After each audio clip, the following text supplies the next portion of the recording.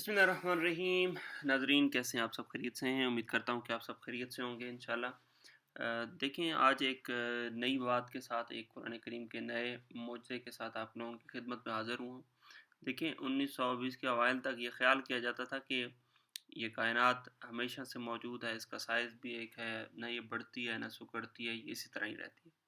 تاہم 1912 میں امریکی ایک ماہر فلکیات ویسٹو سلفر نے ایک چیز دریافت کی، ایک چیز کشف کی کہ جو یہ کہکشائیں ہیں نا، یہ ہم سے بڑی تیزی سے دور جا رہی ہیں اور یہ بڑھتی چلی جا رہی ہیں، کم نہیں ہو رہی۔ 1916 میں البرٹ آئنسٹائن نے اپنی جنرل تھیوری آف ریلیٹیوٹی ایک منتخب کی اور اس میں کائنات کے سکڑنے یا توسیع کے بارے میں ذکر کیا۔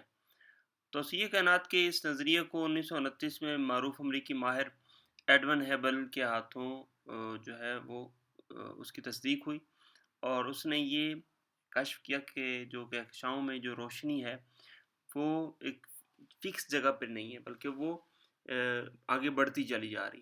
اسی طرح اصل میں یہ کائنات کی جو سپیڈ ہے یا اس کی رفتار ہے، اس کی تناسب سے یہ چل رہی۔ اچھا، انہی مشاہدات کو دیکھتے ہوئے 1929 میں ایک انہوں نے جریدہ شائع کیا اپنی تحقیق کا کائنات کے بارے میں، اور اسی پر تحقیقات ہونے لگی، اور تمام جو ماہر فلکیات تھے انہوں نے سب نے اس بات کو تسلیم کر لیا اور تصدیق کر لیا۔ ہوکر ٹیلیسکوپی کے ذریعے ہیبل نے اس بات کو بھی کشف کیا۔ اس دور میں ایک بہت بڑی ایجاد تھی یہ ٹیلیسکوپی، اور اس کے ذریعے سے اس چیز کو مشاہدہ کیا گیا۔ جالب اور حیرت کی بات یہ ہے کہ آج سے تقریباً 100 سال پہلے، 110 سال پہلے یہ بات اس بات کی طرف توجہ کی گئی کہ ہاں کائنات میں کچھ ہو رہا ہے، وہ بھی اس ٹیلیسکوپی کے ذریعے۔